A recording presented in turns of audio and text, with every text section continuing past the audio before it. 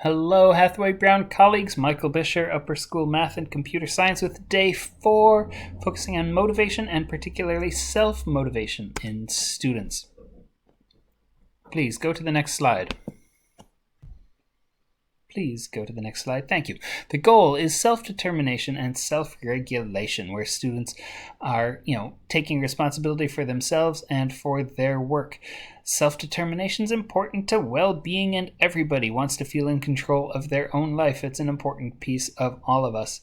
And as you, I'm sure, know, there are many types of motivation. There's intrinsic motivation versus extrinsic motivation. Are you doing it because it's important to you, or are you doing it for a reward? There's also autonomous motivation versus controlled motivation.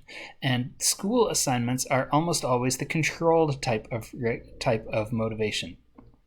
They're externally regulated. They're not self-regulated. We tell students what to do. We don't let them tell us what they want to do.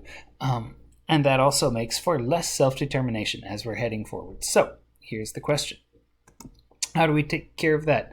Self-regulation and student choice. You have a lot of options when you have for students to have some self-determination. One is organizational choice, like where are you sitting, or how do you want to organize your notebook, or things like that. Those are choices that we can let students make depending on the circumstances and situations. There are procedural choices, like the assignments where you say, here's a tic-tac-toe grid, and do 3 of these assignments. And then there's cognitive choice, problem-based work, where students develop their own assignments, pieces like this. These are all ways to give students some self-determination and allows them to build the self-regulation. I particularly remember this past year in computer science, one of the tasks I've often had, I give them a list of 25,000 words from a spell checking program.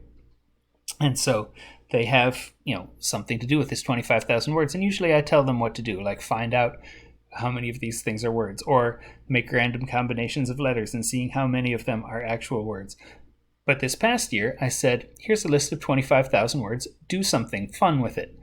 And they came up with the most creative projects. It was the assignment that they remembered most at the end of the year and said, this is the assignment we were so glad we got to do.